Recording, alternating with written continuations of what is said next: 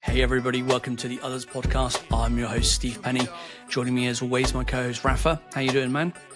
Yeah, I'm good, man. How are you? I am very good, thank you. We've got not much news this week. There's not been a lot going on. We're getting to the tail end of the summer, so things are a bit quiet. But I think we've got a really good track to discuss this week. And I would say it's one of my favourites that includes Pharrell. Really? It's a track, in my opinion, from a very underrated album and artist, I think, as well. So this week we are talking about ADD SUV by American-French artist Uffie. Yeah. Now, Isn't this came she out. also a little bit British? Her dad is British. Her Yeah. dad is. So she has quite an interesting sort of backstory. I think her mum's Japanese, her dad is British. She was born in Florida, then moved abroad somewhere, I can't remember where, until she was 15. And went back to America, then got arrested for something, I can't remember what, something minor, property damage or I don't know, something like that. And then her mother sent her to live in France with her dad, and she's then sort of lived in France for many years since she was a teenager. So a very interesting backstory indeed, and a very interesting artist as well if you happen to follow her and you're aware of her work. Yeah, true. Like I haven't heard a lot about her or even her music. And even this track, I think when I was listening to this last couple of days, I was like, oh, I think I missed out. Like listening to You weren't really aware of this one then? No, I was aware because I remember this song was released in the same time as Hot and Fun on 2010, right? Even if you see Pharrell style, like it's the same era. But I didn't put a lot of attention to it. I should, because when you said to me like, oh, let's do this track, I was like, oh, I like this track, but I haven't heard it for so long. And when I was hearing this couple of days, I was like, oh shit, this shit is so good. I think it's really cool. I think it's very, very underrated. It's a very, like a lot of her stuff, it's very, electro poppy dance type sort of music. This one's more on the electro pop type side than the dance side, but it's kind of what she does. And yeah, I think this one's very underrated, and the album itself as well, I think is very underrated, and people should definitely go and check it out if you're not really aware of this track, or if you've not really listened to it much in the past, then definitely go and check out her other work, because she does all types of eclectic electro stuff. Nice. Yeah, this makes me think about, is she underrated or just so underground? Because A bit of both, I think. A bit of both, yes. right, because I was like hearing some comments on the internet and all her fans was like, oh, I'm so glad that she never became this huge artist, just enough for us to enjoy, just for us. So like, I think that the fans was like kind of gatekeeping Yes. her music. And I was like, oh, that's kind of cool. I think it's kind of the same that we feel about N.E.R.D. in some way. To a certain extent, yeah, definitely. She's done some like collaborations with some big artists over the years. She was obviously signed to a fairly big, popular indie label, links to Daft Punk. But yeah, like I don't know how well the album itself charted. The song itself, which we'll get into in a minute, did okay.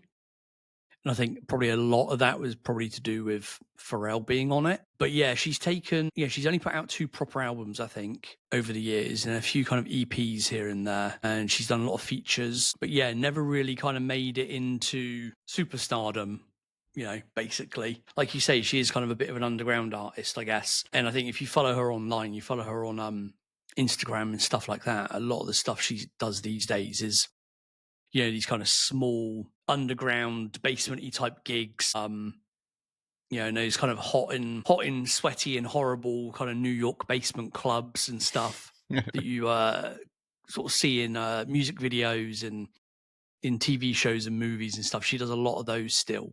So she doesn't do massive audiences, but she does do a lot of shows, kind of, week in, week out, a lot of events, a lot of parties and stuff like that. I think she DJs as well sometimes, or has done in the past. So she's definitely doing a lot of stuff, but yeah, not to like massive audiences, which I think it's a shame, because I think, I was reading a few articles back from 2010 when the first album came out. And there was a lot of talk about her becoming this, being this new kind of, icon in music and in kind of popular culture and stuff, because she was so, I guess, on the nose at the time and so part of that crowd, with sort of Daft Punk and Ed Banger and Busy P and then obviously Pharrell working with him and stuff, that there was kind of a big opportunity for her to kind of go really big, but never quite did. Yeah. And from what I read on the internet, he has not a lot, but maybe a little bit has to deal with she got pregnant at the same time, like in 2011, 2012, something like that. And of course. Yeah, so I think before her first album, she took a few years off.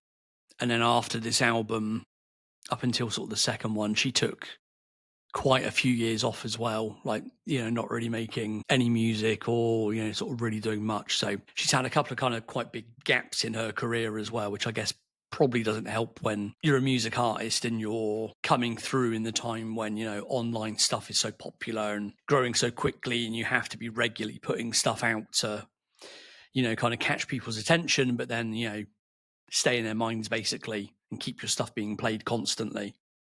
Yeah. And it's also a shame because such a great name, Uffie. So cool. And I think if you look at a Wikipedia page, I had a quick look. It talks about the story of where that came from as well. And it's quite a funny story based on her dad calling her, or a derivation of the word, ouf, which is French for egg, in different sort of versions of that over the years kind of transformed into Uffie. Yeah. That's cool, man. But let's talk about the track itself a little bit and do some facts and all that. So this was actually the second single from her first album. The album being Sex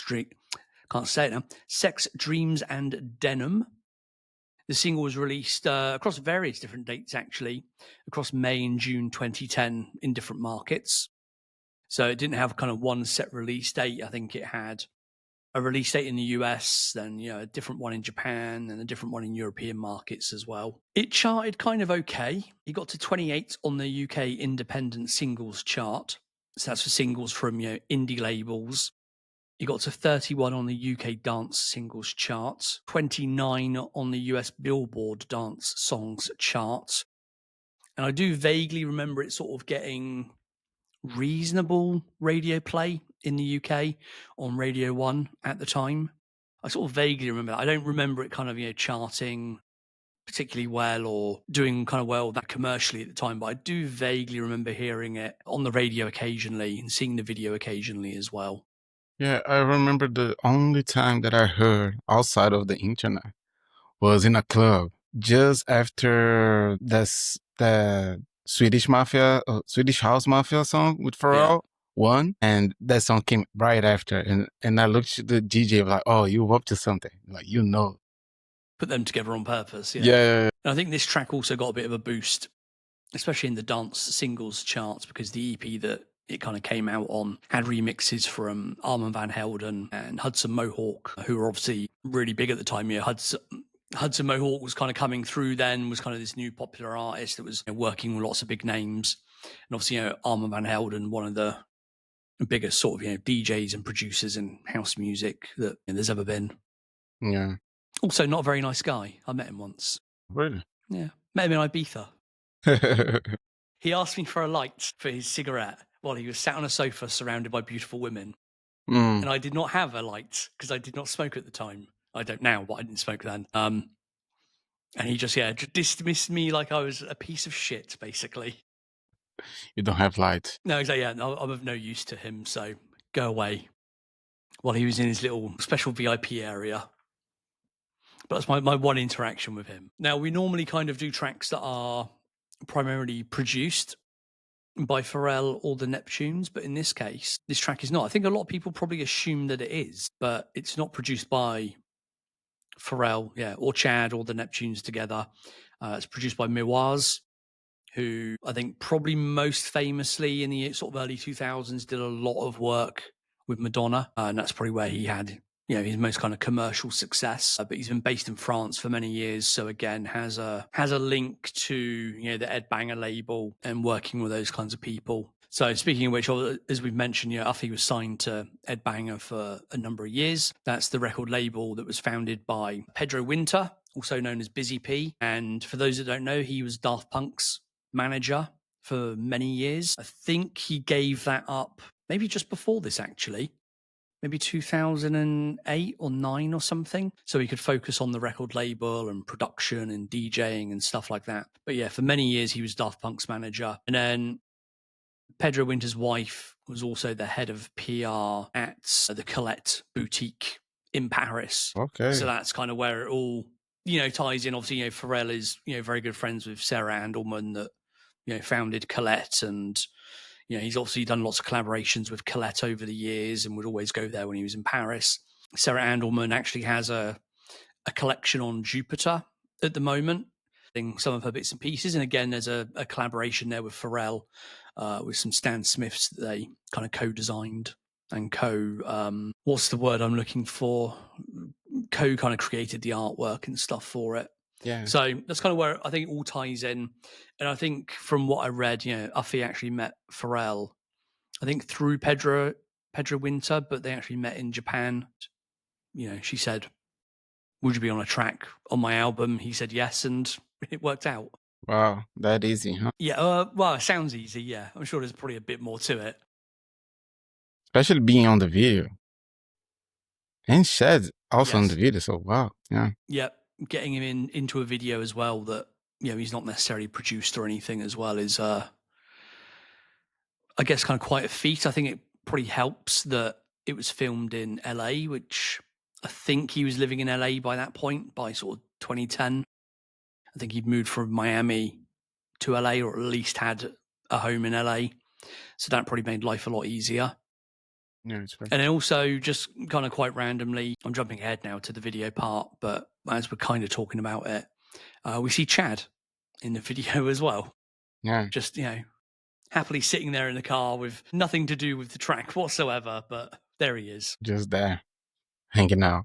Just there, just hang out for the day. So if we go into the track a little bit more, I'll just read a kind of couple of quotes and stuff that I found online regarding some of the background to it. So Uffie herself described ADD SUV as poking fun at the rap fraternity's obsession with possessions, particularly their cars.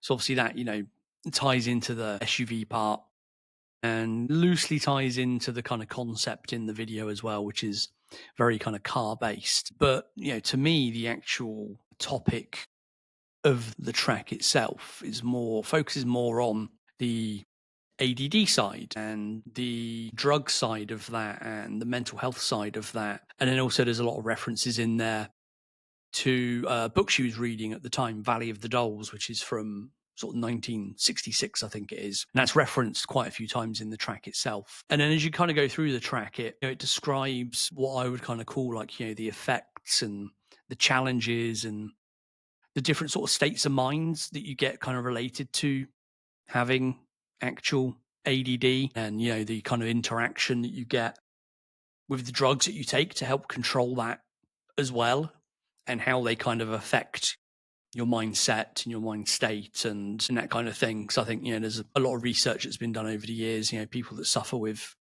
ADD, when they take medication, a lot of people kind of say it affects them in a certain way. It affects their mind state a certain way, for good and worse and bad. But I think the song talks more about that than anything else, as opposed to, talking about rappers' obsessions with cars and things. Yeah, I agree. And also, it's not just that, no, it's not just rappers, but I think like what is the word that I'm looking for is like the superficial people, right?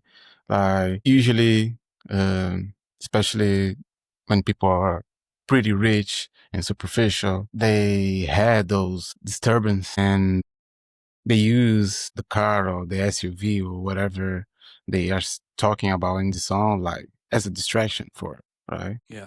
Yeah, and I think also kind of tying into that, we also see that those kinds of people also self-medicate for issues such as ADD, and again have these altered kind of mind states and interactions with these different drugs that are not necessarily prescribed, but they take themselves, well, drugs or alcohol or whatever it might be, to kind of help control some of these symptoms that they get and potential issues that they get. So again, I think this sort of ties into that as well. Yeah, true. And as we go through the song, there's a few different references talking about mother's little yellow helpers. Back in the 60s, they were known as, they were tablets that housewives would take to give them energy and help them lose weight. And there were a combination of things in there, but a lot of times I think it was like methamphetamines, basically. So they were just drugging themselves up to the eyeballs to get through the day. We've also got the line, Valium makes their souls get higher. Ritalin-filled debutantes. And also the line, or part of a line, so the dolls can play with nose powder. So again, dolls relating to Valley of the Dolls, and then nose powder relating to, well, we all know what that relates to. Yeah, everyone knows. Exactly, yes. Good pun, well done. Yeah. Got that in there. On brand. Exactly. So yeah, like going through this track, aside from sort of the production side of it, which I really like that kind of electro dancey kind of feel that it has. And listening back to it, there's definitely Madonna type vibes in there as well that you could hear. Yeah. Obviously from the production of Miroirs. When I listened back to it earlier and I actually got an instrumental of it and I just listened to that, I definitely thought like, oh yeah, I could have seen Madonna doing something over this kind of track, a few years, previous perhaps. So the production's on point, but I really like what I, generally like about Uffie is she's not necessarily a singer. She's not singing her way through tracks. She kind of has a kind of almost monotone voice. It doesn't go up or down much. And she's kind of almost rapping a lot of her stuff. And we find that in this song. There's no singing to the song. It's kind of, speaking along and almost rapping. And I really like some of the effects they put on the vocals within the sort of vocal arrangement of this. And I think there's parts of it where they sort of distort her vocals slightly. And again, it makes it sound quite sort of trippy and drug induced almost, the kind of sound you would hear when someone's speaking to you if you are if you have taken certain substances, let's say. Yeah, true. And while I was listening to it, like I think I listened to it like for 5 times at once, just because, like I said, like I forgot about this song. Like, how could I? And at some point, because I'm not a huge fan of autotune, and it was strange. Like it was annoying for me, but also it's not bad. Like you said, like it works. Fits with the song. Works as it works as part of the kind of vocal arrangement and the performance of it, definitely. Yeah, it makes me wonder, like, oh, I would love to hear the version without the effects, just to see how it sounds. Yeah, I've not heard much of her stuff without a lot of effects put on it. You find that at least on her first album. Her second album, I've probably listened to it at some point, but I don't really remember much of it. But yeah, you find she does that with a lot of her vocals, and it is kind of, I think to blend it in to that kind of, electro vibe that it's trying to sort of give off. And it's done sort of purposefully. I don't think it's because she can't sing or anything. I think it's just, the style that she sort of goes for. But it definitely works here. And then, as I said, tweaking that kind of auto-tuning, sort of distorting it in certain places, like in the first verse where she repeats the word helpers, and then in the third verse where she says ADD takes over me. There's a little sort of distortion on there as if it's actually happening to you or it's happening to her kind of as she says it. So it gives you that sort of, real sort of trippy vibe, which I really, really like. Yeah, true. And we also kind of hear, I think, a small amount of that sort of auto-tune or Pharrell's verse. There's also, I don't know if it's auto-tune they're using, but there's definitely a sort of slight distortion to his voice. They're using something to brighten it up and make it kind of fit into the track and make it fit to her vocal style as well. Yeah, 100%.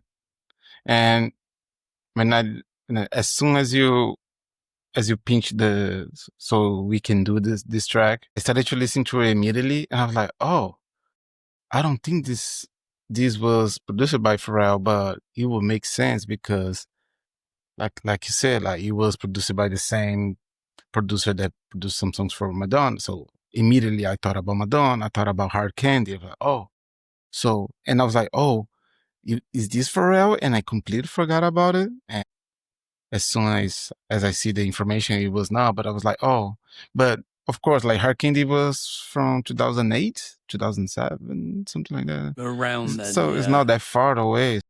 I was like, oh, okay. It will be like, I will completely understand if someone else like misunderstood or thought that it was produced by Pharrell, and it was just because Pharrell is on it, and you can completely think about Madonna when you listen to the song. Yeah. So I knew Pharrell didn't produce it, but I had always assumed that he co-produced it. Yeah. So he'd had some kind of input in there somewhere. But looking at all the credits, he's only listed as a writer. He's not listed as a co-producer or anything else. He's not listed on any kind of instrumentation or whatever it might be. So I think he's literally wrote his verses, maybe had some input into some of the Uffie stuff as well. And then he's kind of just let them get on with it basically.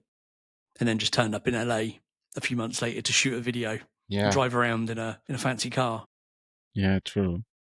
Talking about the car, who designed that? It was Carl's? Cause, yeah. Oh. So I've got a little bit here about this. So, as you watch the video, you will see Pharrell and Chad in this car. It's a Porsche 550 Spider. It is a car that is worth between $2.3 and $4 million nowadays. Wow. So even in 2010, it would have been worth quite a lot. But I did find on a couple of Porsche blogs people saying this isn't an original, it's actually just a replica, and replicas are worth like 50,000-60,000 or something. So I don't know, I defer to the Porsche experts. But yeah, in the behind the scenes video, I'll put a link in the show notes to that, you do see Cause on set. You do see him there. So obviously, if you look at the design closely, you'll see it's classic Cause. They're red clouds and they've got the eyes with the crosses through them. So it's a Cause design. But yeah, he is also there on set as well. So I'm assuming they had this replica car come in. He'd done the designs. They had the kind of decals that they were going to put onto the car, and he was there to kind of do it personally, basically, and oversee it. Yeah, because when I saw the car again, I thought about the car on How to Fun video. That is actually like I think it's a Rolls Royce, right?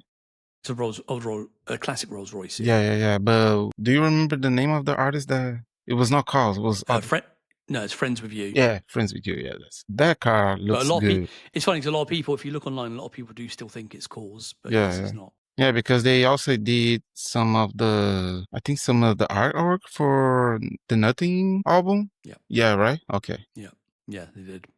And Pharrell's worked with them quite a few times on different projects. Yeah. And if I remember rightly, I think Cause has also collaborated with Friends with You. So people may have seen some of the Friends with You styles mixed with Cause work as well and just assumed it was all the sort of same thing. But yes, they are different. And then just going back to the track quickly, we don't have a huge amount from Pharrell here, but we've got a good solid verse, I feel.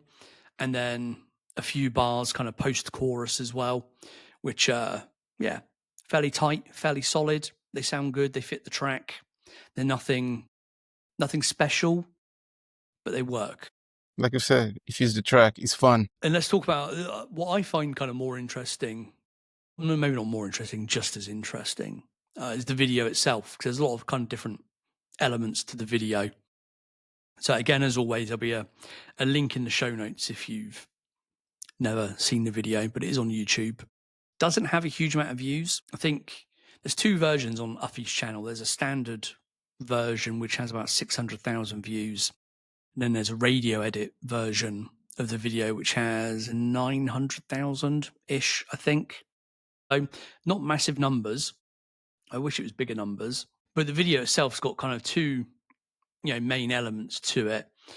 One is the kind of, the cars in this kind of very slow street race that seems to take place. I guess they're told by the insurance people, you can pretend you're racing, but you can't go above 30 miles an hour.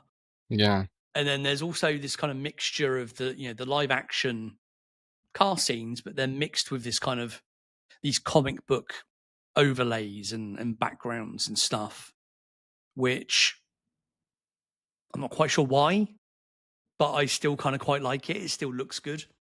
as a visual effect within the video. But one thing I did notice throughout it is, as I say, there's kind of these things that the characters that Pharrell, Uffie, whoever are meant to be saying. Obviously, they don't say them in the video, but it has the wording on the screens. And some of it's just really weird. There's some really weird stuff in there. Yeah. And some of it's just like that. It does not make sense. I don't know if it was just a bad edit or bad translations or what it might be. But there were a few. I'll kind of talk through the video sort of very quickly and point out a few. So you've got Pharrell driving in his car with Chad next to him in the wide shots, but in the closer shots, it's, there's a cameraman there and it's just Pharrell's face. And then Uffie kind of drives by with a friend driving in a kind of US muscle car type thing. I don't know what exactly, what car it is, but a muscle car of some kind. And she seems to take a liking to him.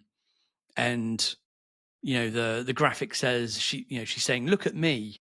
And then, he just sort of drives away. She then shouts, "Fuck," for some reason.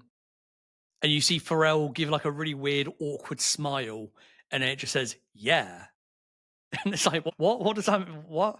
And then Uffie's driver says, "I kill you," when Pharrell drives past them. Like, okay, that's some mad passive aggressive road rage going on. Nah, drugs, man. And then, and then Pharrell carries on driving. He sort of turns a corner and says, "I rock, babe." Who's he talking to? He does. Chad? Like, what? But he does, though. He does rock. Well, yeah, but it's very strange. It is. And also at the end, Pharrell, I don't know, escapes, drives off, whatever. Uffie is then kind of hanging out of the window of her car, kind of sitting on the edge of the window and hanging out of it. And the police see her and pull her over. Rightly so. Terrible, very dangerous. But she looks back at the driver as she's getting arrested and says, "Miroise, help." But the guy driving is not Miroise. It's just some other guy. So again, I don't know. I don't know if this was just, a bad editing or weird things lost in translation, or because I think the director of the video is French as well. I think I did have a name here somewhere. I've completely lost it now, though. Hold on. I'm going to find it if it kills me now. Kangelhelm, something like that. I think she's French or Belgian or Dutch, but yeah. So I don't know kind of what's happened here, but it's very strangely put together. And I think, like we say with a lot of videos, like, it's a good concept, and in theory it could have told a quite entertaining story, but it didn't. It just got weird. Yeah. It just got very, very weird very quickly. Yeah, but if you think about it, it's on brand. It's on brand with the song. It's on brand with the artist, because I saw other videos of her and they all kind of have the same type of aesthetic. So I think it was just like on brand for her, like, let's do this. And it looks like they shot it on an iPhone also. Like, it's Parts of it super do look a bit like that. I underground, think it's kind just of because it's super simple. I think it's it's 2010, and a lot of it's all shot at night in the dark. So I think you've got stuff that's on kind of open streets in LA.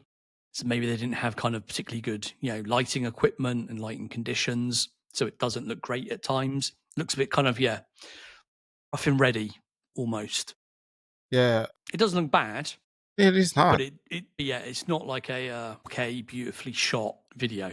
Exactly. And no, I think one of the videos that I saw is called Pop the Glock, something like that. And and the aesthetic is the same. It looks really homemade video. Yeah. I think aesthetically that's fine and it works. My thing was just like, the way they were trying to tell whatever story they were trying to tell with the captions of what people were saying was just very strange. And it didn't tell a story. It confuses me every time I watch it. Yeah, true. Yeah, I rock, babe. Yeah.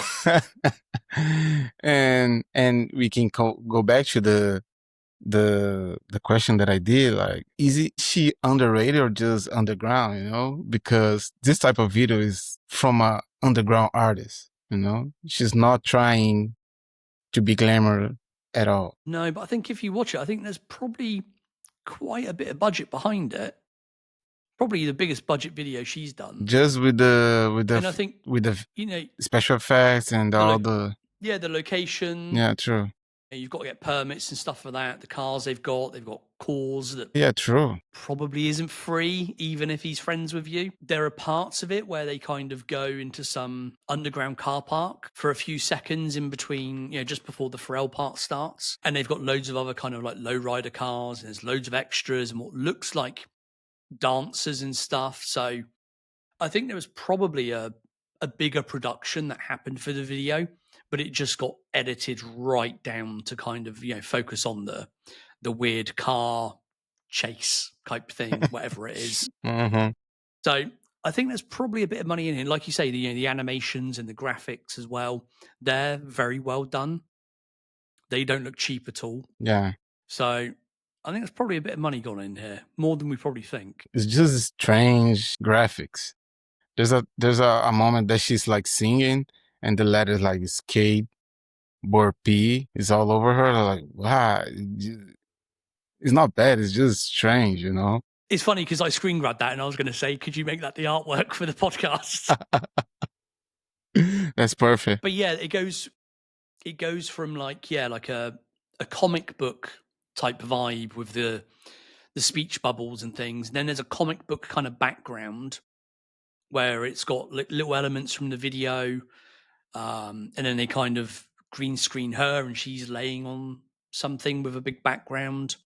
And then it gets to the Pharrell part and it turns into like quite trippy type stuff with things moving around and his head floating. And yeah, there's a lot of different elements to it. And I think, like I say, it just comes down to editorial choices at the end. I think they probably made quite a lot of stuff on film and then probably animated quite a lot of stuff. Yeah, sure.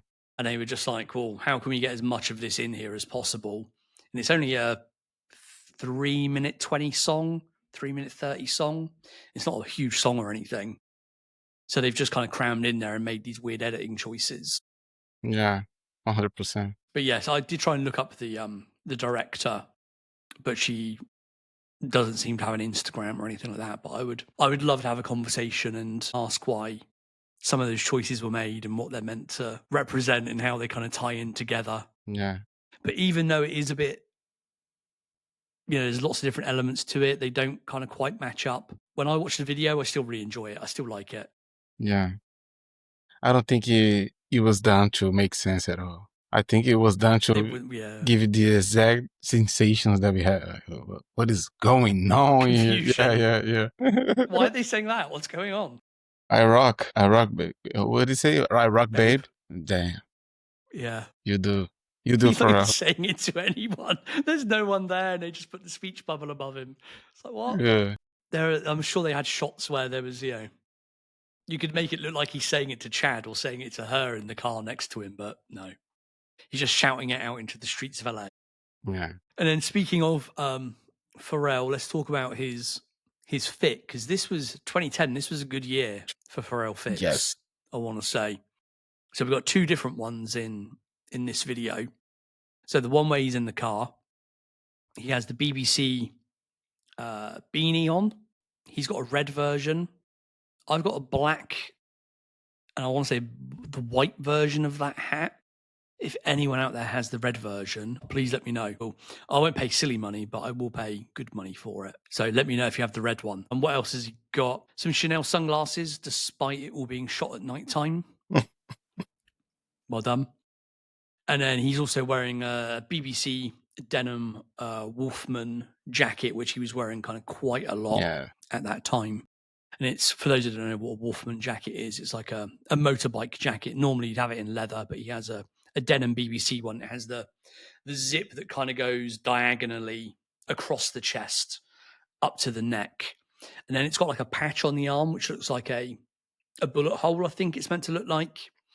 And then it has, Billionaire Boys Club with a kind of helmet logo, but not the normal BBC helmet logo, a different type of one on the back.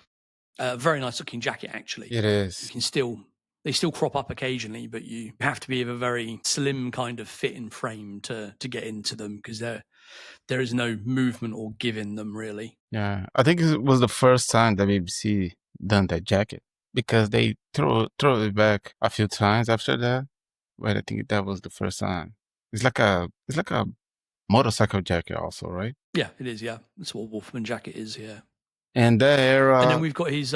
sorry, just going to say that on that era like, is one of my favorite Pharrell eras when it comes to his style. Like probably top 3 Pharrell styles. Like he was rocking like Blint white t-shirts every day and accessorying a lot. Pretty cool, man. Yeah, definitely a high point with his fits. And then with the second one, when he's got like a on the post chorus where he's got this animation stuff going on behind him. There's all these rockets and things like that, which I'm sure they've asked to put in because it ties into BBC and all that. He's in more denim, but he's got a BBC denim jacket and shorts combo. The Calvin Klein white t-shirt that you just mentioned, which he seemed to sort of live in for a number of years. And there's always, I remember there's a video years back when he was in a city somewhere and they were talking about what he wears and he wanted to go and buy some stuff. And he was just like, yeah, tell me where I can buy plain white Calvin Klein t-shirts. That's all I want. That's all I live in. Just wear them all day, every day. And he was searching for somewhere to buy them. I can't remember what the video was, but I have vague recollections of that. And then he's also got on what I think are a pair of nothing sneakers. I could only see sort of in not great detail in the video, but they look like the light brown color. And I say that because I've got a pair of them. And then the color grading of him on that part of the video is also all in like a sepia, yellowy, light brown kind of tone as well. So I don't know if that's been done sort of on purpose, but yeah, I think he's wearing the light brown nothing sneakers. Yeah.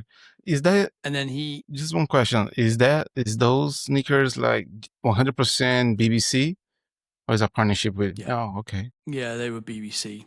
They were made by them. Yeah, they done some colors, right? Like, I think it was the black one, red one.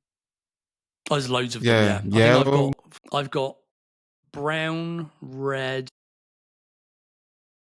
green also. I don't remember the green ones. and like a teal green.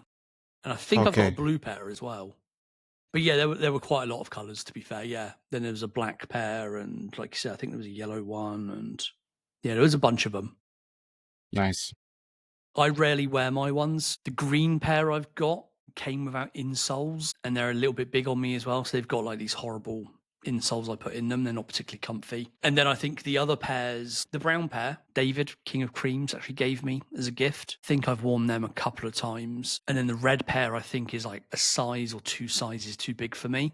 So I rarely wear them because I have to have like extra insoles in there and then wear about 2 pairs of socks. I think the other pair, like I say, maybe the blue pair, whatever color it is I've worn a few times as well. They're not the most comfortable of shoe. Yeah, I can imagine. But just one question, like I'm seeing some photos and there's a olive one, another. I think that's the light brown Yeah? one. Yeah. But there's another one that is not olive. It's like Well, the olive one might be the green pair that I've got then. Okay. Because there's another one that is called perforated. Oh yeah, because they have a little dots like it's perforated. Yeah. It's got the little holes in it. Yeah. In the material. I don't remember these at all. I don't think many people do. They didn't sell much. Yeah, true. I think Pharrell was wearing them for a short time period, but never really promoted them. I think they were in a few of the BBC lookbooks and stuff like that. But I think it was just their attempts to kind of go into shoes and test out building their own shoe. You know, obviously having moved away from Reebok years before and not really having done much since then. I think this was them sort of testing the waters with a kind of, I don't know how to describe it. It's part skate shoe, formal looking sneaker. You know, there's no mad colors or anything. It's just, one solid color, basically. It's fairly sort of straightforward, fairly generic looking, but it is kind of quite puffy, like a skate shoe would be, like the original board flips and stuff. Not quite as puffy, but, a little bit. But yeah, I think this was them just sort of, testing the waters, basically. They maybe got a good deal with the manufacturers in China in terms of, making them and working that sort of silhouette. And they just thought, we'll make a few of them. Yeah. And how is it the soles? They weren't. Are the soles also like the ice creams, like with the waffles? No, they're just and plain. okay. No, they're just normal Okay. soles. Yeah. I think they have some branding on them. Right. Wait there. I'm going to get a pair. Okay, I am back. Okay. Let's see. You can see with these immediately, the sole of one of them is starting to discolor kind of quite heavily. Yeah. Yeah, it's kind of got this, it's going grey, also kind of on the sides and stuff. Yeah. On the back, I think it probably just needs a bit of a clean, but the soles are like I'll get the clean one. Hold on. And I'll hold it up to the camera. The sole's like a plastic. Okay. And you've got the astronaut head there, like the BBC one. And then if you turn it over, the sole is pretty cool. The underside looks like. So yeah, it's got the astronaut head. It's got this kind of tread, which is in no particular pattern. And then this circular it's like the moon element, which, I was about to say, I think it's meant to be something like that. Yeah. And then, the shoe itself, the insides come with color matched insoles. Obviously, this is a white and black insole to match the white sort of leather that you've got in there. The red ones have a red insole. For example, the green ones have a green insole. Your color matched laces. And then, like you said, it's got this on these ones, this sort of perforated design. And it's like a suede kind of material, kind of. And then, on the back, that's leather. The tongue is the same material as the shoe itself, and you can't really see it there, but it says a Billionaire Boys Club, but kind of going down. Oh, okay. The tongue, so you'd never really see it unless you opened it right up. And then that sort of patterning on the inside, which on this in a black and white version looks more like a leopard print kind of thing. True. But I think it is meant to be the same as that, and it's meant to be, I think, like the moon. Look more like a moon, or the terrain or something. So actually, pulling these out, because I haven't pulled these out in a long time, sort of feeling them, the quality is actually pretty good. Yeah, that's what I was going to say, leather, because there's a lot of leather in there. They're soft. They are like 15 years old, right? Again at some point. Sorry. Yeah, man. So yeah, they look pretty good. Yeah. So no other like overt branding, and like I was saying, no crazy colors or anything. They're not like a mishmash of colors like we saw on the different ice creams and stuff. They're just quite plain, quite simple. I think I've worn a pair. I don't know if it was this pair or another pair to like a more kind of formal occasion. It might have been like a wedding or something, or a party that we had to kind of dress up a little bit, because they kind of are. They're a sneaker, but they're also kind of quite plain. Yeah. You could get away with them looking kind of quite smart with the right outfit. So, yeah. Very good, man. I like them. Yeah. I will try and wear those maybe a little bit more. Yeah, like I don't remember that sole at all. Like, and I love how like they are super simple, but the sole is really well done, like with a lot of details. It's got something extra to it, yeah. This one I'll have to give a bit of a clean at some point. Do it, man. They deserve it. The sole on this one, it's starting to like discolor a bit. I don't know if that's fixable or not. Yeah. It's not like it's something that's on it or anything that will come off, so I don't know if I can fix it, but maybe there's something I can do to get it kind of recolored or sorted out. But yeah, these have like held up really well. The actual insole in these is really, really thick as well, which is surprising because they're not that comfy, but it does have like a really thick 2-layered insole. Yeah. Do you still have the box? Really short tongue as well. The box, I've probably got a couple of the boxes up in my storage area. I know I kept at least a couple of them. The boxes were shit. The boxes were terrible. They're like a really, really, really thin cardboard, just plain black. And then they've got like a white bit on them that just sort of says nothing. And I think maybe it says on the side like nothing by BBC or something. But that's it. The cardboard, like if you find a pair of those shoes online nowadays, you'll be lucky to find a box that's still in one piece because they're so flimsy and fragile. Let me check the box. No, it doesn't have like any photo of the boxes. Yeah, it's okay. I'll try and dig one out. I'll see if I can get one for next week. But yes, those are the nothings. Again, for people out there that haven't seen them, I know I sometimes speak to people that ask me what they are because they've seen them in the odd picture here or there or video or something.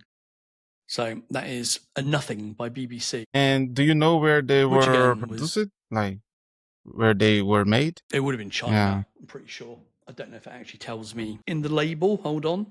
Let's have a look. Billionaire Boys Club, blah, blah, blah. Yeah, made in China. Okay. So I imagine the factory or factories that were manufacturing BBC clothing at around that time probably said, like, yeah, we can also try and do shoes for you as well. And they probably just, yeah, pumped them all out of the same factory. But yeah, I think they released those colorways and that was it. They never re-released them, never did another version. I assume because of the name, they were meant to tie into the album as well. Yeah. But there was never really any sort of marketing around them or no sort of tie-in that happened. Nice. I remember the blue ones were my favorites because of the contrast with the brown sole. They look pretty good. Yeah. Yeah, the colorways are really nice. The red ones that I've got there, I think they're all red with the sole as well. I can't remember. I haven't looked at them. No, I think the sole red is one, also brown, like caramel or something like that. Yeah, because I think from all the nothings, like I think that was the one that Pharrell used it the most at that time. Yeah, I've seen him wear the red pair a few times. Yeah, and the blue ones as well. But yeah, those are nothings. You can still, you know, if you like the look of them, if you want to get a pair, you can still find them online. They crop up every now and again. They're not particularly expensive. I think when they came out, they were $100 or something, something around that. They weren't very expensive at all. Maybe 120. So I think when you look online now, you can pick up pairs that are in really good condition. I think for sort of 50, 60, if someone knows what they're selling. I have seen pairs go for like $20. Oh, wow.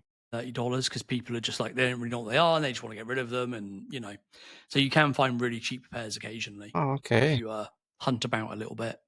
Yeah. So worth checking out. And then let's get back to the video quickly. We've only got a few more points after that. After we segued a little bit there. The one other point I was going to mention, Pharrell has a haircut in this video. Yeah. Obviously, we're used to seeing Pharrell with, well, hair like this, just, you know, shaved or shorter than this. But he actually has a little haircut with a nice fade going on. And it makes him look even younger than he already kind of appeared. It makes him look like a 19-year-old. With the mustache and everything. Yeah. So it was interesting to see that hair choice. I do remember sort of back then around 2010, he did grow it out for a little while, didn't he? And when they grow it out, he didn't let it go long or anything. He kept it sort of quite short still, but yeah, he had a hairstyle of some kind going on. Yeah. And one of the things that I find it really funny about us, like when I say us, like N.E.R.D and Pharrell fans, every time Pharrell has a mustache, we got excited. And if you are outside of this community, like, people are going to look at like, what's like, why, man? Like, why are you excited about this man mustache? But it's just because usually, not always, but usually, when this man has a mustache, some good music is coming out or something good is coming. Yeah, it has kind of tied into a lot of that stuff in the past. Unfortunately, it just isn't a great look, I don't think. And even people around him don't particularly like it. I've heard firsthand from people around him that are just like, the sooner he shaves it off again, the better.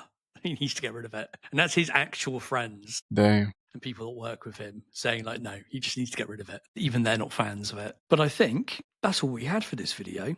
Oh, okay. I should also just mention, as I briefly said earlier, we do get a transition to a bit of a skate park scene where other cars turn up and other people, and they're waving flares around in the background and stuff. Again, I assume that was meant to be a bigger kind of scene and a bigger kind of setup, but it just never really made it into the video. So that's, money wasted, which I guess is why they just cut in a couple of shots of that just to kind of say, we paid for it, we've got to use some of it. It makes no sense in the whole concept of the video, but, it's there. And then, as we also briefly mentioned, the video ends with Uffie hanging out of the window while driving around, continuing to drive around LA and harass drivers by shouting obscenities at them from her window and getting arrested by the police, getting pulled over and being handcuffed and taken off to jail. Nice. Just for being French. Just for being part Japanese, part French, part English. Yeah. Well,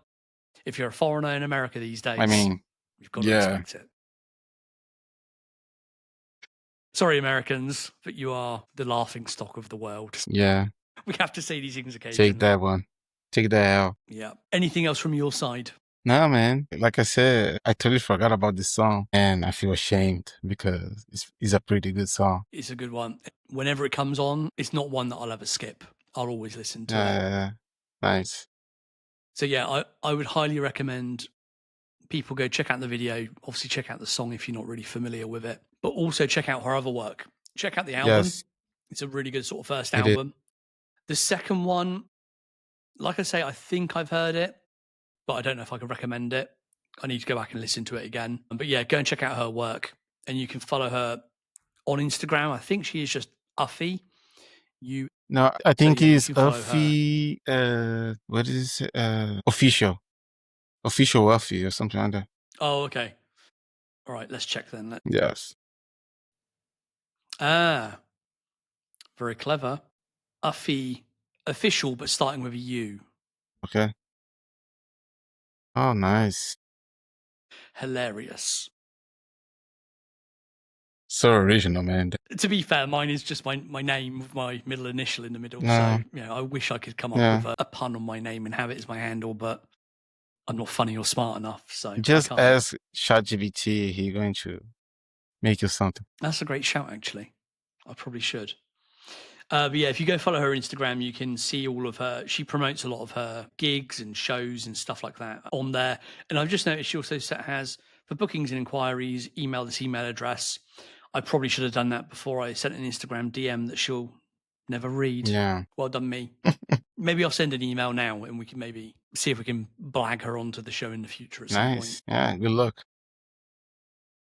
Yeah, so I'm going to need it, I think. All right, let's get on to a few bits of news. Okay. There isn't much going on this week, so we've got at least one from the summer that we forgot about and a couple of new bits. So Pharrell is now a knight. During the summer, he was knighted by France. He's now the Knight of the Legion of Honor. Okay. And that is the highest civilian recognition somebody can get in France. So, it is similar to becoming knighted in the UK and becoming a sir. Now, I'll try and find in the piece where it kind of, talks about this. The honor solidifies his unique position as a cultural ambassador whose influence transcends music and fashion, touching urban planning and even diplomatic relations. French officials acknowledge that Williams has significantly elevated France's cultural profile among younger demographics. Oui. So, he got it for bringing more tourists to France and selling more Louis Vuitton, basically. Nice, man. Like, man, it's just insane to think about. Because I was talking with a friend of mine, and he's also like a huge Pharrell fan. And every time that we think about Pharrell now still accomplishing so many things, we already, I don't know, like we don't think about Pharrell at the beginning anymore. Like this young, poor kid from the hood that was really talented and really worked super hard to get where he is now. And every time that I'm talking with this friend, he's also Brazilian, and we were talking about how they recorded the entire Clipse album on the Louis Vuitton headquarters, right? And I was like, no, you have to think about and I was comparing the Clipse with some other rappers from Brazil that we really know and know the background and everything. So, and I was like, oh, we have to imagine them doing the same thing. So this is basically what the Clipse did and Pharrell did. And just then we can realize how big is that accomplishment. Man, they recorded the entire album on a Louis Vuitton headquarters. This is insane to think. Not right now because the Clipse, he's already Pharrell Williams. But if you think about at the beginning, wow. And just to think about Pharrell being knighted in France, what? Yeah. It's joking what I said earlier. It is a very big honor and a very sort of prestigious event. They obviously, they don't give these knighthoods out to just anybody. You've got to have, really had some kind of impact on, France's culture or history or whatever it might be. And he's, definitely doing that by bringing these people to France, setting up his home there, setting up a base there, recording albums there, getting all these artists to come to Paris. And, he's putting, Paris is obviously one of the most visited cities in the world. Everybody knows it.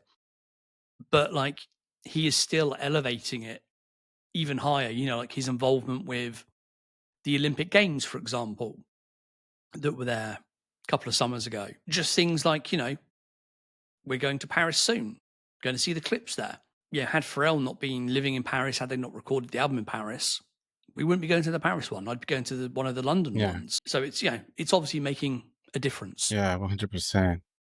They were already on the map, but, he's now shining a light on it in a very different way. And as it said in the kind of press statement, he's exposing Paris as a city and a destination to a much younger audience and pulling in kind of more people, in a different sort of demographic. Yeah, and shout out to his team, man, because of course I'm not going to say that Pharrell's team and Pharrell is the only one that is doing this, but I'm just saying this about Pharrell and his team because it's the one that I pay attention to.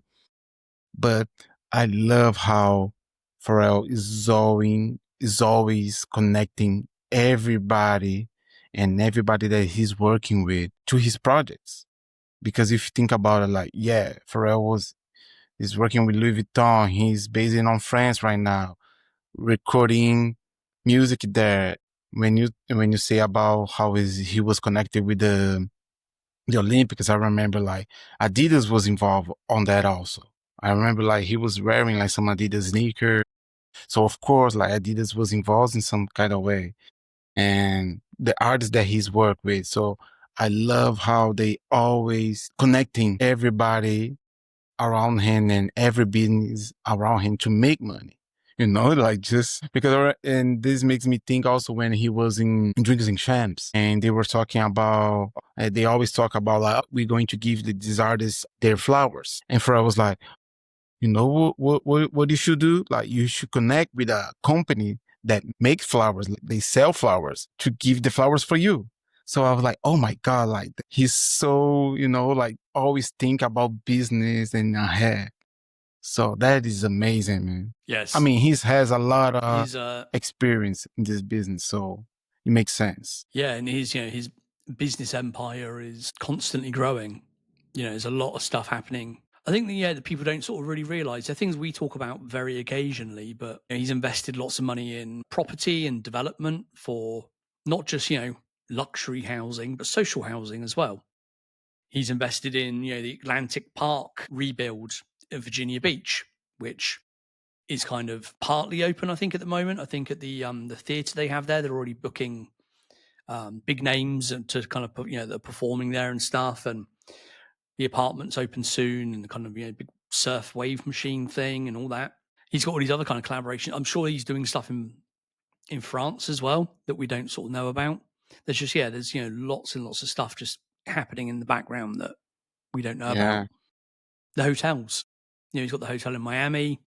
He's got the collaboration with Nigo now in Japan with Not a Hotel. I think they've got another one opening soon. I saw somewhere. I forgot to put it in our show notes recently. So that's expanding as well. So there's lots of different stuff, lots of different things going on in the background. And I think he probably is now at that age, with that experience where, the first thing he does think of is like, can that be commercialized? Can we turn that into a project? Can we, not necessarily make money from it? I don't think that's probably the first thought, but obviously you have to eventually. But I think he's always sort of thinking like, how can we actually turn it into a project where, other people benefit from it as well? Yeah, exactly. Like collaborations, always making collaborations. Yeah. Yeah, exactly. Speaking of collaborations, Pharrell is about to collaborate with Andrea Bocelli, the famous opera. Is he an opera singer? I guess he is an opera singer. Yeah, it's opera, isn't it? Yeah. He is co-directing, co-composing a concert of hope at the Vatican on the 13th of September. If you want to watch this, you can. It is being live streamed on Disney Plus, Hulu, and ABC News Live on the 13th of September. I think for US listeners, it's happening kind of midday or early afternoon, depending on where you are in the US. So therefore, for us in Europe, it will be kind of, in the evening. And I'll read what it says in the kind of press release. Designed as a moment of global unity, the event will bring together music, reflection, and visual storytelling in a singular live experience. They say, let us shine a spotlight on humanity with music from the very heart of Christianity and the most important spiritual square, reaching the entire world with a single message of brotherhood and peace. That's what Andrea Bocelli said. Pharrell said, this is a rare cultural moment where the world stops and collectively tunes in. It is a message of unity and grace for all of humanity. So there will be a number of artists performing at this, including Pharrell's Voices of Fire gospel choir, which we've seen many times over the years working with Pharrell. It's his uncle, I think it is, that leads that. Bocelli himself, Carol G, John Legend, Clipse, Teddy Swims, and Jelly Roll. Nice. Amongst, I think, quite a few others as well. So a big name lineup. Yeah, and I think it's going to be free. Like, if people that is listening right now, like if you are in Rome, based on Rome, like try to figure it out how you can see it, because I think it's free. Yeah, I assume it's a ticketed event, but you can probably apply for tickets. Let me just see if it says on this link here about any of that. No, it doesn't. But you can Google it, I'm sure, and you can find that information. Otherwise, like I say, it is being streamed live, so you can just tune in from the comfort of your own home if you have either Disney Plus, Hulu, or ABC News Live. And I imagine these days, most of us have at least one of those. I will tune in. I don't know if it's the sort of thing that I'm going to watch the whole way through. Let's say it's not really. Obviously, I want to see what the Clipse perform. Yeah. I don't imagine it's going to be one of their drug-heavy tracks or grinding or anything like that. I imagine it's going to be the first track from the new album, and that's probably it. That's probably the only one that the Vatican would want them to perform there in the Holy City. But I'd be interested to see that performance. Yeah, definitely. it will be amazing. Probably very important for Malice as well. Yeah, true. Yeah. So. And it will be amazing, man. 13th of September. To see like a opera version of the song with a tenor. How you say it? Tenor or tenor? Tenor, yeah. Yeah, it would be amazing. I don't think it's going to be. I think people are going to perform their own songs in the normal way. But obviously, I think Andrea Bocelli is going to do his own, will have his own set, as it were, and do 15, 20, 30 minutes, whatever it is, of, songs that he's famous for singing. I think like Nessun Dorma is one of them. There's some others. So yeah, I don't think they'll switch up and do it in some weird way. I think they'll do it as it is on the album. Let's see. But yeah, 13th of September. So tune in then. A little bit of BBC news. I'd be interested to see if you got this. Did you get an email from BBC EU recently? No. About a loyalty program? No, just me then. I feel special. Yeah, you are. I'm not, because I'm sure it got sent out to millions of people. But I did recently get an email from BBC EU with a questionnaire attached. And the questionnaire was around what you would want to see from a loyalty program, which they are planning on launching in the near future, it said. It said they're working on it at the moment. They plan to do it, but they want to get people's opinions on, what they want to see from a loyalty program and how they want it to run. So, is it based on how much you spend, how many items you buy? Do you get points? And then how can you use those points? What benefits do you want to get? So there was I think a list of like 8 benefits maybe on the page, on the page, 8 or 10. And you had to, also move those in order of, what was most important to you. So it was stuff like early access to sales, early access to new drops, additional discounts on purchasing, member only items that you could buy, events that you can go to as members only, as loyalty members, all those kinds of things. You had to kind of rank them and give your opinion on kind of what you wanted and stuff like that. So I filled that in. I'm sure it went out to probably quite a lot of people in their user base. So that'll be interesting to see when they launch that how they do it. Unfortunately, I don't spend an awful lot there these days. Buy a few things a year maybe. But nowadays, if I pick up BBC bits, it tends to be older, more classic bits as opposed to the newer stuff. The newer stuff I only tend to buy like in the sales. Or if there's something really amazing that I see that I'm like, I have to have that. So I wish they could take into account previous purchases because then I'd have loads of points. I'd probably be one of the highest point earners there if they took into account all previous online and in-store sales, but I don't think they will. So yeah, keep your eyes peeled for that, hopefully coming later this year. If you didn't get like an email from them, but like, you know, you're interested in a loyalty program, you shop with them and you have opinions, then I would recommend emailing their customer support email address, which is on their website, which I think, don't quote me, I think it's customer service at bbc.eu. But go check the website and yeah, email them if you haven't got the email yourself and give your opinions. Right, a few things I have and haven't bought over the last couple of weeks. I didn't get the Jellyfish. Man, you should put like some sad soundtrack on the back menu. If I remember during the edit, I'll try and put something in, yeah. I was hedging my bets a bit and I kind of thought, because what I've had in the past is I've really wanted a shoe and I've done like multiple raffles and then I've won like 2 pairs and I'm like, shit, I've got an extra pair now. I've got to like sell it, or like I did with my last pair of Jordans, I gave them to my son for his birthday or whatever. So that was fine. But I thought, I don't know how popular these are really going to be. You never really know because we live in like a little hype bubble in our world, especially with Pharrell stuff. So I was like, if I get 2 pairs, like I don't think my son's going to like these. So I don't know if I'm going to be able to give them to him. And they're also 300 something fucking euros. They're expensive. And secondly, I don't want to deal with like reselling them because one, nobody in Finland's going to buy them. So that means I've got to sell them abroad and post them and all that. So I was like, I can't be bothered. So I thought I'm just going to do one raffle just on the Adidas Confirmed app. So I only went in for 1. I could have done 4. I just did 1 and I did not get them. And I thought, that's fine. Maybe I can pick a pair up afterwards. If I pay a couple of euros extra, I don't mind. Damn. I was browsing StockX yesterday for other bits and pieces just to kind of see the prices of some things. And like the Jellyfish are like $1,000 in my size, just under $1,000. Yeah. No, I'm not getting a pair, am I? So now is the inevitable wait, however long that may be, for the next colorway, which I'll then have to try and get. Yeah, man, sorry to hear that. Yeah, but, and remember that I asked you if you want me to. I know you did.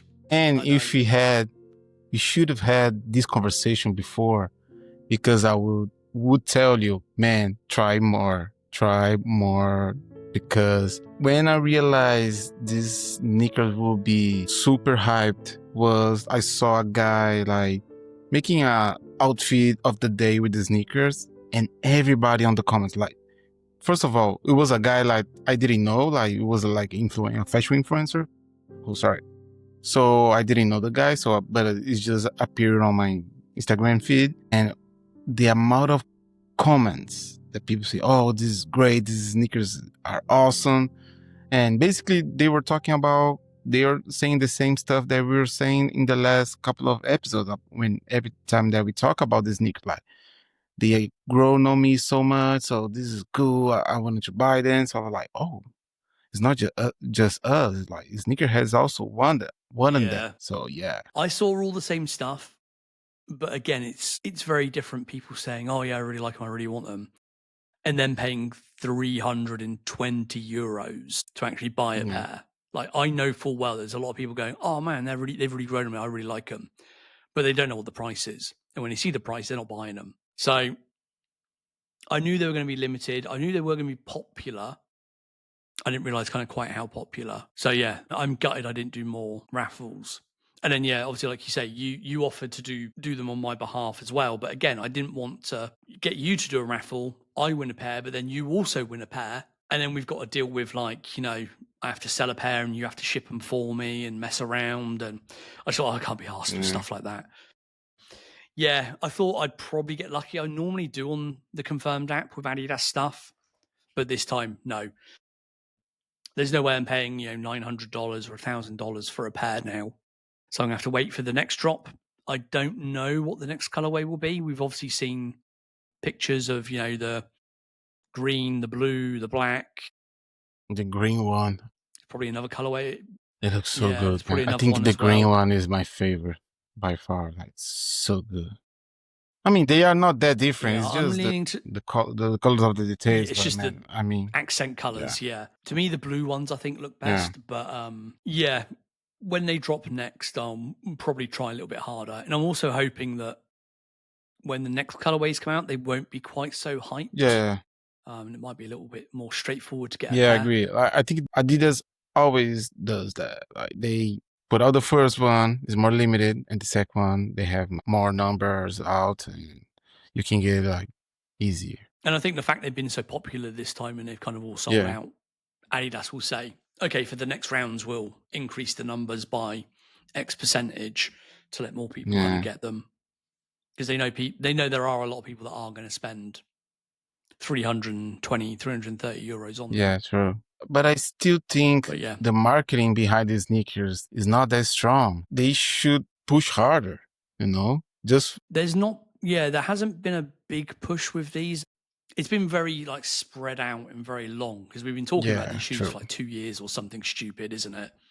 Obviously, recently there's been a bit more of a push with, the kind of underwater marketing campaign and then the launch of Pharrell's new kind of, Virginia company. And obviously these are called the Virginia model as well. So it kind of ties into that. I think they've relied a lot more on Pharrell wearing them at, high profile events at Louis Vuitton shows and out and about at other things to kind of, do the marketing for them, free marketing effectively. And it's obviously kind of worked because 100%. as we've seen, there's been a lot of hype. The interest has grown over the last couple of years. A couple of years ago, I think most people were saying like, nah, like chunky shoes are gone. They're old. We're not interested in them anymore. And now the same people, us included, are like, actually, yeah, they're pretty cool. I quite like them. I want a pair of them. Yeah, I think at the end of the day, it was this how marketing works, right? Like you don't like them, and all of a sudden you love them. I remember I felt the same thing about the Yeezys. When the first Yeezys with Adidas, I was like, oh, this looks like socks. What is this? Yeah. And I don't know if it's been intentional. I'd like to think it has been, but I think that's why it's taken so long. Yeah, true. Just because if these had come out 2 years ago when we first saw them, I wouldn't have bought a pair. I'd have gone like, nah, man, like chunky shoes now. But where we keep seeing them, little bit by bit, over time, different colorways, different lighting, different events, different angles, we've all eventually been programmed to be like, actually, they're quite cool. Yeah. Actually, yeah. It's just seeped into our mind bit by bit. They got us. But I think if 2 years ago there had just been a massive campaign and they'd thrown loads of money at it, I'd have probably gone like, nah, I still don't really like them. Yeah. But I think they knew. I think they knew that like it's a big chunky sneaker. It's got all these little weird fins on it and things attached to it, and it's a bit sort of out there in terms of design. I think they knew that it would take a while to kind of convince people and for people to kind of come round and see them in more detail on whichever Instagram page you follow or fashion blog you follow or sneaker blog. And it's worked. Yeah, true. And one thing that is also pretty interesting about this shoe and how they marketing everything about them is like how we kind of forgot the inspiration behind the shoes. Like we kind of forgot that they are chunky shoes. They are kind of similar with the Balenciagas. It's already its own shoe, It's pretty cool too. Mm-hmm. To see, and I think you're right. Like they done that on purpose. Like these 2 years of waiting to be launched was on purpose. Yeah. Every company has failures. People at Adidas marketing and Nike marketing and stuff like that, they know what they're doing. Like we're all sat there going like, oh no, chunky sneakers, like, no, like they're out. Pharrell dictates the fashion of the planet. You look at all the Louis Vuitton stuff. You look at how popular that is now. You look at all the sort of derivations of that. You look at how all those kind of designs and styles are feeding down into other brands. You look at all the people that are wearing chunky LV shoes and the butter softs and the standard sneakers and all that all over again. Like they know like when a product is that good, even if there's people out there going like a chunky sneakers of 5 years ago, like they know they can do it. They know that like once it goes out there that people will change their minds and they'll know how to change their minds and make it work. Yeah, 100%. Yeah, even with I think you were 100% right, because while you were saying, I thought about the Pharrell pants that we hated so much. And I see a lot of people wearing those type of pants in the street right now. Nah, fuck them. Yeah, they yeah, are terrible. I agree. Those are people. People wearing those are people that just follow fashion. I will not have it that they think they look good. Yeah.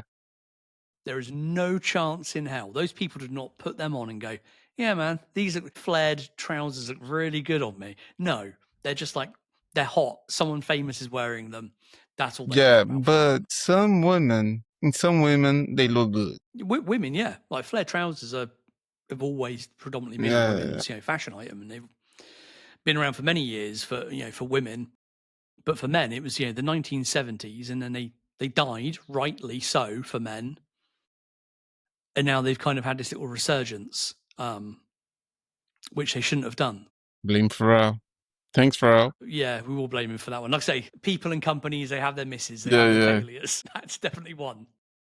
At least in my opinion. Louis Vuitton and people buying that may disagree, but yeah. Like I remember 2 years ago. All right. No, 3 years ago now. I was in Budapest at the sneakers event, and I saw a dude. I think he was like at most 20 years old, and he was like full on a cowboy style, man. And I was like, damn. And at the beginning, I was like, is that a costume? Or is it just his clothes? Is he cosplaying? Cosplaying Pharrell? Yeah. Because I couldn't say. I was like, what is going on here? Because sometimes in these sneakers events, these kids are wearing full-on costumes, man. It's crazy. And because I couldn't imagine cowboys in Budapest also, like, where's the cows, But actually, some people say like, oh, it's not very popular, but there's some cowboys in the country.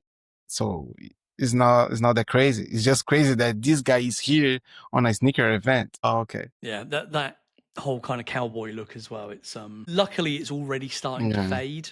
It's not hung around too long. It takes a very specific type of person to be able to pull that off. And I've seen a few people like, when I was in London last, there was someone that was kind of had that whole outfit and had like the kind of Stetson hat as well and everything. And to be fair, they look kind of cool.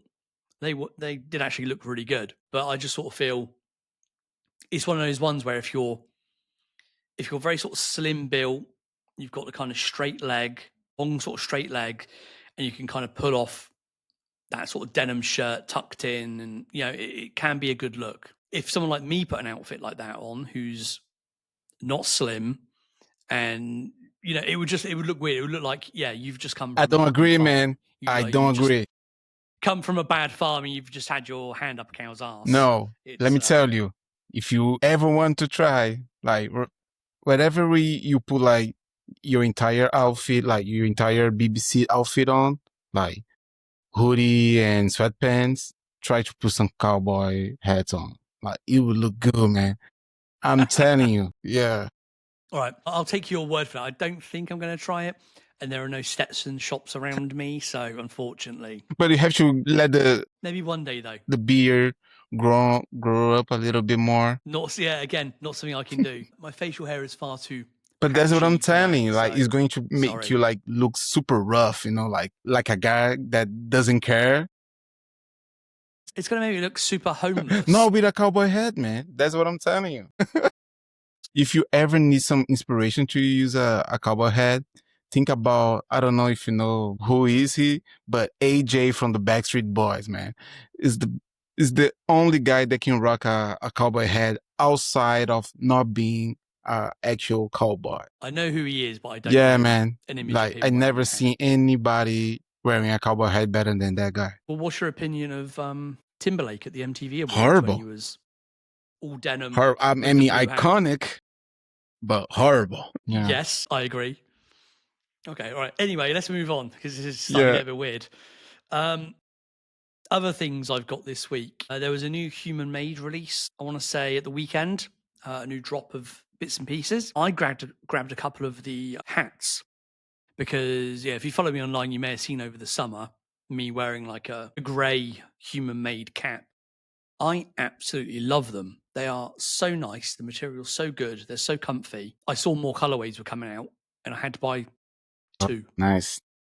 So, and what's really weird is the hat that I got, the grey one that I got, I bought that in London at, where did I get it? At End Clothing in London. One of the best streetwear stores ever. Yeah. Yeah. Love Excellent it. place, yes. Very good place. But I think it cost me like £120, something like that. I ordered 2 direct from Human Made in Japan. They are shipped from Japan to Finland, and 2 of them cost less than that one hat I bought in End. I don't know if End have a horrible, massive markup or that was just the price because at the time it was a new design and obviously Pharrell was and still is wearing the same design. But yeah, the prices are like straight from Japan. I think they work out at €45 per hat or something. So if you're looking for like a really nice hat, I recommend going on the Human Made website and app. When I went on there Saturday, there were 4 new colorways. The burgundy one had sold out. Then there's a black version. And then there's a navy blue version, which I got, and like a beige version, which is the same color as the Kenzo hat from a couple of years ago that people might have seen me wear occasionally in pictures and stuff. So yeah, I grabbed a beige one, a navy blue one. I know friend of the podcast, James, Super J Doug, he's been desperate for a new hat recently. So I sent the link to him. I know he managed to grab one. So if you're out there looking for a nice hat that's really good quality as well, and at a good price, and not the price you'll find at, kind of third-party retailers in a couple of months' time, definitely get on the Human Made app and have a look at those. Can I ask you how much you pay for the shipping? Shipping was, I want to say, about €25 or something. I would imagine more coming from Japan. It wasn't that much. I would imagine at least 40. Yeah, I assumed that like the shipping they would double in price, but it wasn't. It was like, an extra 25 euros or something. And it's DHL. So I ordered Saturday and they're going to be here on Friday. So less than a week's delivery. I never purchased anything from Japan that there's any more taxes included or you'll have to pay like import taxes, but yes, I recommend having a look at the new Human Made collection. And then one other purchase I've made, the Masterplan CD from Mike Etheridge, the 3rd member of the Neptunes. Nice. So for those that don't know, Mike was a childhood friend of Pharrell and Chad's, and when they were kind of up and coming, worked with them on music. And he was the guy that sort of introduced them to Teddy Riley. Obviously, if you've watched the Piece by Piece movie or you've heard the interviews, you get a slightly different story. Not told out of malice or anything, but I think told in that way just because it makes a better, more coherent story for a film. Mike was, there with them at the time. He has released a CD called The Masterplan, and it's basically lots of his work their work from the 90s. So I think included there's pictures of him at home with Chad and Pharrell. I think there's a couple of tracks on there that feature Chad and Pharrell that have never been released. I think one of the tracks that is produced only by Chad is called "Waste Your Time." It's the best one. Yeah, so there's a bunch of stuff on there. Obviously, Mike has then gone on to be a producer in his own right as well. Worked with a lot of massive artists over the years. So if you want to kind of do a deep dive into Neptune's history, then I recommend you go follow Mike on Facebook or Instagram, and you can purchase the CD as of today. So today when we're recording, it's Wednesday the 3rd of September. There was a pre-sale available if you kind of registered for the website before it actually opened and you got a password. I think that was like a week ago or something. So I got in there as like a part of the pre-sale, but now it's open to the general public. So if you go to his Instagram or Facebook, you can find a link there. And if I remember, I'll also put a link to the web store in the show notes as well. So you can go back and get some very, very early Neptunes and Virginia Beach nostalgia. Yeah, sure. Although it is on a CD, and I realised after ordering, Jesus. I don't own a CD player. I don't own anything that has one. I've got an Xbox which has the Blu-ray drive, so I'm assuming I can use that. I think there's a CD player app on the Xbox, so I'm gonna have to plug it into my Xbox and then listen to it through the shitty TV speakers. So we'll see how that goes. But I might have to end up purchasing a CD player of some kind, or at least finding someone that's got a CD drive that can, rip it for me or something and make me some. This one you cannot say, "Hey Siri, play this CD." No, it's not gonna work, man. Exactly. Yeah, I need to get it ripped first. So I think the CD is $45. You can also get a signed version, which was the same price. I don't know if that was just available to people in the pre-sale or whether it's on the the store now.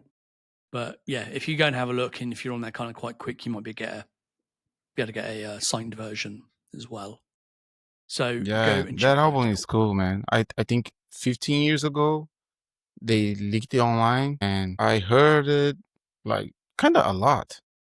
And like I said, my favorite one is "Waste Your Time," produced by Shad. Which was weird because I remember I think there was more like 2 or 3 tracks that were produced by the Neptunes and one that is only by Pharrell. And I only my favorite one was the one that was produced by Shad. And I remember feeling like, am I a really real fan? Just liking the one that only produced by Chad? Like, what the hell? I just remember the feeling of just liking that one. But it's the best one on the album. So you guys, if you can, check it out. Yes, I've never heard it. I try to avoid leaked stuff. It's never sort of really crossed my path, or if it has, I've just ignored it. But yeah, I'm just looking on the website now. So it's gnextolife.myshopify.com. You can still get signed versions as well. It's the same price as the normal version. In euros, it's €53. I think that's $45. So yeah, go and check that out, definitely. And like I say, I will now copy and paste the link into the show notes so I do not forget it. And yeah, I've also spoke to kind of, Mike very sort of briefly on Facebook and Instagram and stuff. And I might try and reach out to him once I get the CD and get to give it a listen. See if we can get him on here, maybe convince him to come and have a chat with us. Should we if we got him on the podcast, should we ask him about the lawsuit? No, right? No, I don't think it's kind of bad vibes. Yeah, wise. Yeah. Again, for those that don't know, yes, he did have a lawsuit a number of years ago with, I think, just with Pharrell around some music that he said he produced or he had written or something that was being used without his permission. I don't know how that ended up. I think they just I think they work it out like behind the scenes. They just settled it. Yeah. But he was pretty vocal on Twitter, man, talking about that. Yes, I do remember online him kind of being quite sort of vocal about it and not being very happy about it, which is understandable if you've actually made something or written something and someone else uses it without your permission, whether that was on purpose or just completely by accident, because in theory, we know that, Pharrell and people around him are regularly just going through all of the old archive stuff and trying to pull out bits and pieces and reuse them. It could have been on a unlabeled tape somewhere, and it's 30 years ago or something it would have been made. So it's quite feasible that they didn't realize it was Mike that had been involved in doing it and they needed his permission. I don't know. I don't know the ins and outs. I'm just speculating. It was a song that was in the Hidden Figures soundtrack. I think it was like a church song, something like that. Yeah. Maybe we can ask him. Just ask him. Let's see. I'll try and message him soon and see if we can maybe get him on here. I know he has done a couple of podcasts in the past, so it'd be good to get him on and talk about those early days, definitely. And then, aside from that, that's all of my purchases, apart from, many things. I bought a new car recently, so most of my purchases are now car things. which is very boring, very middle-aged, but that's my life now. So I'm sat here. I've got more things in my delivery app for my car than I have for anything else. I have charging cables, rubber mats, storage bags, a sunglass holder for my car. So boring. Loads of boring shit. The things that basically. I'm purchasing now is super exciting. Like baby stuff, diapers, Baby stuff, I cribs. can imagine, yeah.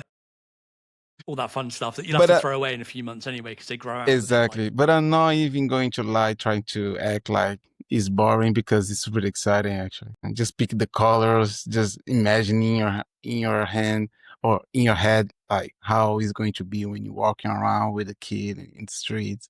No, it's been pretty exciting, but it's expensive, man. It hurts. Yes. Yeah, We've got lots of fun to come. Speaking of kids, I actually went through my BBC collection this weekend and my other clothes as well. And I had to hand some stuff on to the kid. He is now 6 foot tall. He's taller than me now. He's got my shoe size, if not slightly bigger. And yeah, he's very slim, as we all were when we were about that age, about sort of 14, 15. Yeah, he's basically got all the stuff that doesn't fit me. So yeah, he came over with nothing on Friday and he left to go back to his mum's on Sunday with, I don't know, hundreds and hundreds of euros worth of clothes. I think he got 3 BBC ice cream t-shirts, 3 BBC polo shirts, then some other random stuff, lots of Adidas t-shirts and just plain H&M t-shirts that maybe I bought to wear to work or something once and I've never worn them. So yeah, just loads and loads of stuff. At that stage now where I'm having to go through my clothing collection and sneaker collection and see what I can hand on to him. He better appreciate them. That's what I said to him. I said in a few years' time, these better not be damaged or in the bin or anything like that. I was like, wear them sparingly, clean them properly. Yeah, exactly. This is a family property. It should last forever. It should pass on. Yes. Well, if I can keep them safe and clean for 20, 25 years, then he should be able to. That's nice, man. Pretty cool. Yes. But yeah, at that age now where that's what we've got to be doing. That makes me think. Clipse in concert, just a reminder that there will be a few of us going to the Clipse show in Paris in November. I think there's a few, 5 or 6 of us meeting up at the moment. So if you are also going to that show, then do feel free to get in touch. We've got a little Instagram group going at the moment where we're kind of arranging things.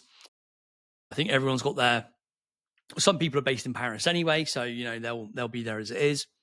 There's a few of us that are traveling. I think everyone's got their flights and hotels and things booked now. I've sorted all of mine out.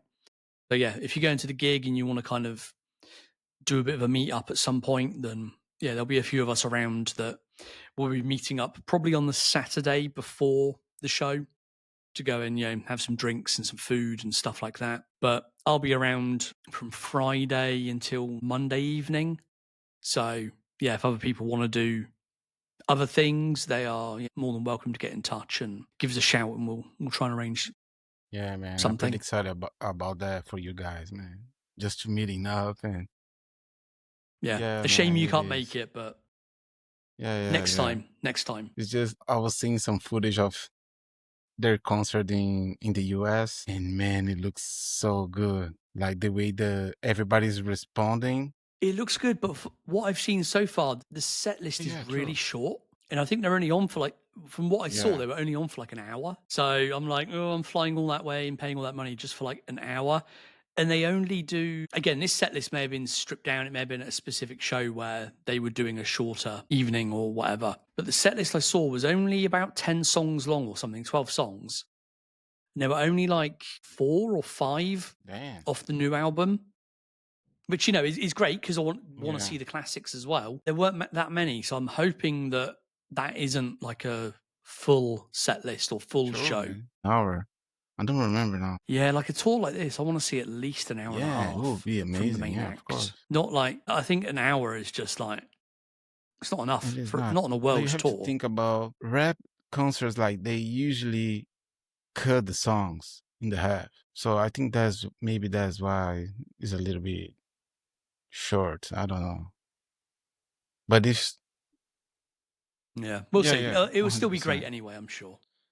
But like I was saying, have you seen the edit that Billboard did? That he was talking about his experience going to the concert with his wife. Oh, I saw little bits of it, but I haven't listened to it properly. But I've seen Yeah, like little man, clips go here there and and pop listen up. to it. It's pretty cool because basically Billboard is married with Nia, and she's a huge fan of the Clipse. And she was like, we have to go to the concert. They are legends. Like, I'm a fan from since whatever. And he took some drugs. I think he just smoked some weed, and he's starting to talk about what I mean. Basically, talking about his experience at the concert and pinpointing the things that he likes and the things that happened on the concert. It was pretty cool, man. Hearing that from a person that is not a big fan like us, it was pretty interesting, and also funny. Yeah. Yeah, like another perspective, definitely. Yeah, I saw like some pictures of him like backstage posing with them, and I saw they reposted his stuff as well. But yeah, I didn't get a chance to sort of listen to it properly. Yeah, But check it. yeah, I'll try and check it out. Nice. All right, let's wrap things up there because I thought this was going to be a really short episode, and we're now Yeah, nearly man. at 2 hours. Talk a lot. Wow. If you've stuck with us this long, Yes. thank you very, very much. You can find all of the show notes and the links either in the podcast app that you're maybe listening to this in, or you can head to the website, theothers.net. You can go to theothers.net/about and you can find all of our social media links and stuff like that. I'm generally Steve R. Penny. Rafa is generally Sneakartel2. And you can also head over to YouTube and subscribe to the video version of this podcast as well, if you want to see our little giggly schoolgirl faces, or Rafa's at least. Yeah. Yeah. Sure. You rock, babe. We'll wrap it up there. Thank you for listening. We'll be back in a couple of weeks. Thanks, guys. Speak to you all Bye-bye. soon. Bye-bye.